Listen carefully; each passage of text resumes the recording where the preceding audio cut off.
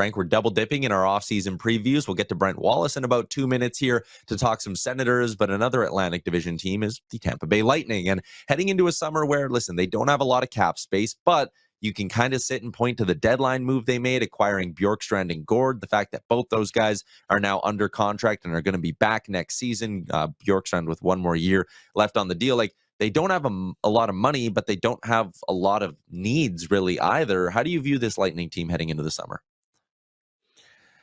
I view this team as a good team, but a flawed team. I still think that they're a team that when they get to the playoffs, that they are significantly outmatched in the bottom portion of their lineup. I mean, think about what we were just talking about with Switzerland. You see it play out really quickly in a short tournament, right? And this time around, when it's a 7-game series and a playoff series, think about what has made Edmonton and Florida so special. Florida is arguably the best 3-line team in the league. The Oilers run 4 lines.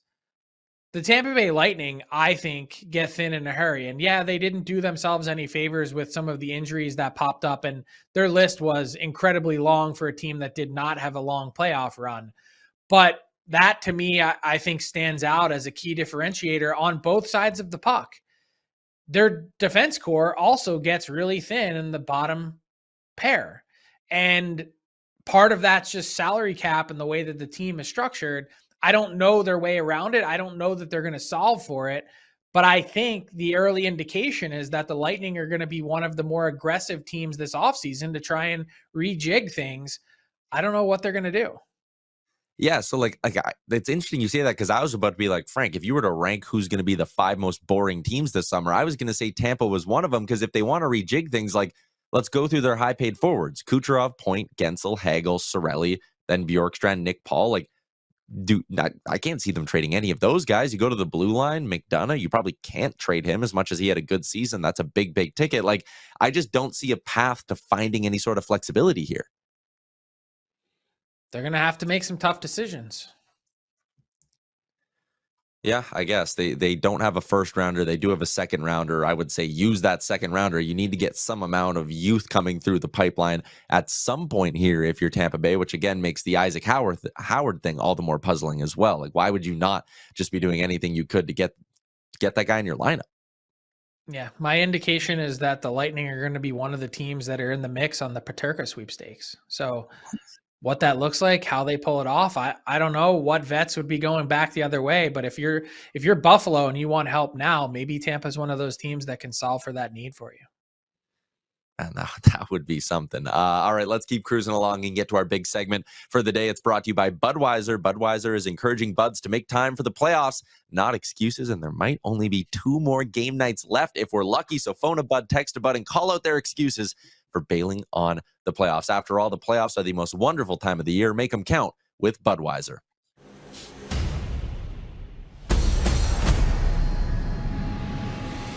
Always a pleasure to be joined by Brent Wallace from Coming In Hot, covering the Ottawa Senators. And Wally, I'm going to start you with just a nice little softball here. Priority number 1 for Steve Staios this summer is?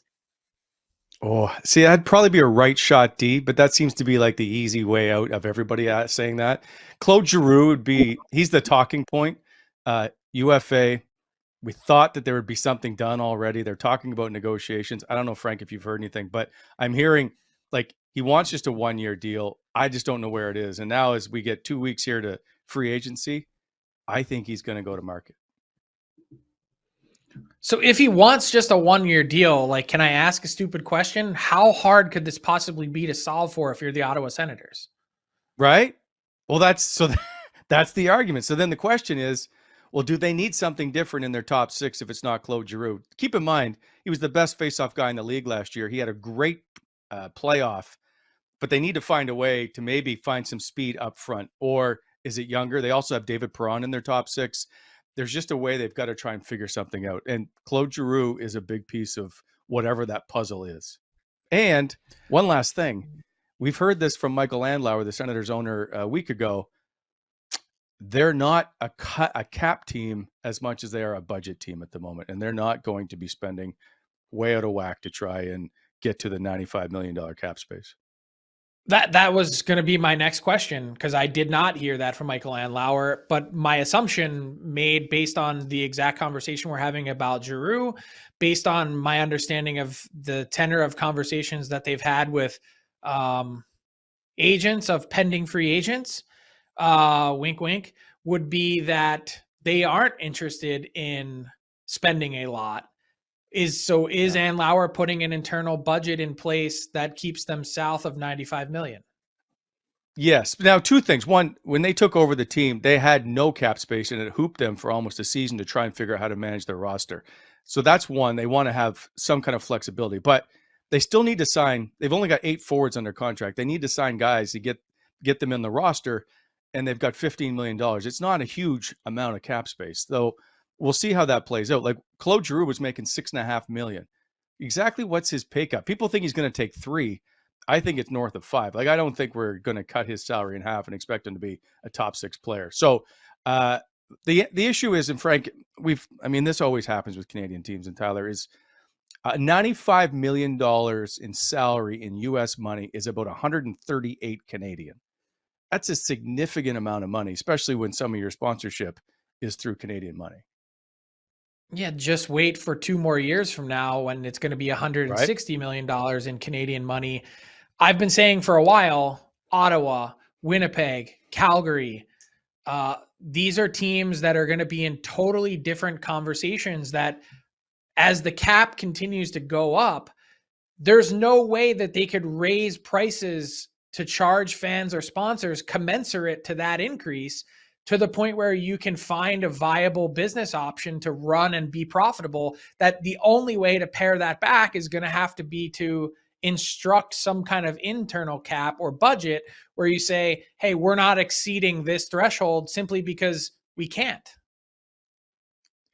It's an interesting topic because they went, as you know, we all went through it with the Melnyk era at the end, going, trying to almost get to the floor at one point. So people are a little sensitive to hearing about being a budget team. That being said, they're still spending $80+ million on our roster. I don't know what it's going to end up. It might even be 90, but it's going to be a little bit different than spending whatever it takes to get to this being the best team to win a Stanley Cup. That's the only thing. I don't think it's going to be that significant at the end of the day, but it will be less than just being a $95 million team. So then are there maybe some candidates to be moved off this roster? Like, you talked about the right side of their blue line, and then I look at their Puckpedia, and it's like, okay, you got Zub, Jensen, Carter Yakimchuk, if he's going to be an NHLer next year. Like, even up front, if they're going to try fill those 4 roster spots, $15 million, like, do you sacrifice, I don't know, like a Bath or something? Like, who on this roster could move? Yeah. So, and again, and we heard Michael Andlauer a week ago saying we're not trading Drake Bathurst, and his contract is really too good at $5 million and scoring 80 points a season. I don't see him being moved, and the fact that the owner came out and it was emphatic. The blue line is interesting. Nick Jensen had surgery on his hip in the offseason. We don't know if it was a scope or if it was resurfaced. So we don't know if he's back in time for the start of the season. And if he goes LTIR or whatever, that opens up a spot. But right now they have 6D signed to one-way contracts. It looks like it's set, but Nick Jensen is a question mark on that right side. Can he come back and be ready for the start of the season? And we just don't know the answer. So aside from Claude Giroux, when you're looking at filling out this forward group, is Fabian Zetterlund the next most likely guy to just, figure things out and get it done? So I have a great question about Fabian Zetterlund. He's nearly a 20 goal scorer, but he didn't do very much when he came to Ottawa. And so, Frank, I heard he wanted a lot of money in San Jose, which is one of the reasons they moved him to Ottawa for Zach Ostapchuk. Have you heard anything regarding how much that camp is looking for with Fabian Zetterlund? No, I haven't heard an exact figure, but that was one of the real puzzling moves of the deadline for me, saying, if you're San Jose, you need more goals, you need more support, you've got tons and tons of cap space. Why on earth are you not keeping this talented player? Because I heard he wants a lot of money. I could be wrong. Makes sense. But that's what I heard. And so they moved on from him. I don't know where he fits. I don't know if he's a top 6. He's got good speed. He's hardworking. He just doesn't get much done.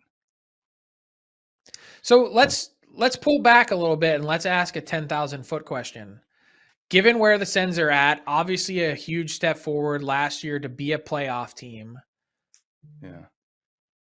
Is it a given that they're just going to be one again? No, like I think they're an injury away from having a struggle of a season. I think they need a top 6 player and they need another veteran right shot D. And we don't know if guys coming back are going to be as good. Like Adam Gaudette played up and down the lineup. For the most part, though, he was a 4th line center, nearly had 20 goals.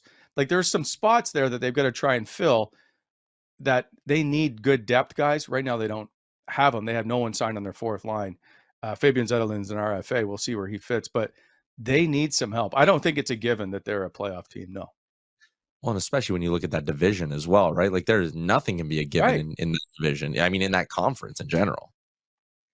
It's tough to play against Florida, Tampa, Toronto, and you're just like, okay, they're going to fall off this year, and they never do.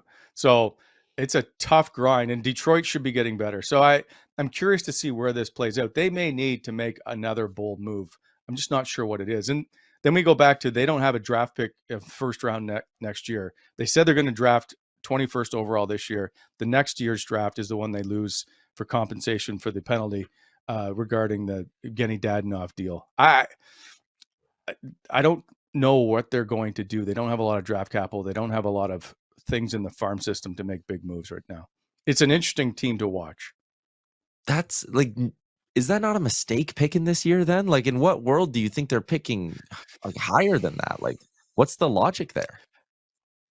So here's the only thing I can think of, Tyler. They're still holding out hope that they will have this penalty reduced like they did in New Jersey with Kovalchuk, that maybe instead of it being like losing their first round pick, that pick moves to the end of the first round. I think they're just hoping that perhaps they won't lose that pick completely. But I think that that's a pipe dream because Gary Bettman has made no indications that he's going to reduce that penalty.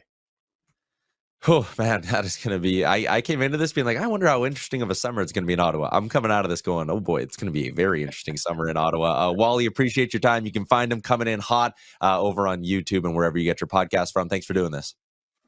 Anytime, boys. Great job, by the way, on the playoff run. Thank you.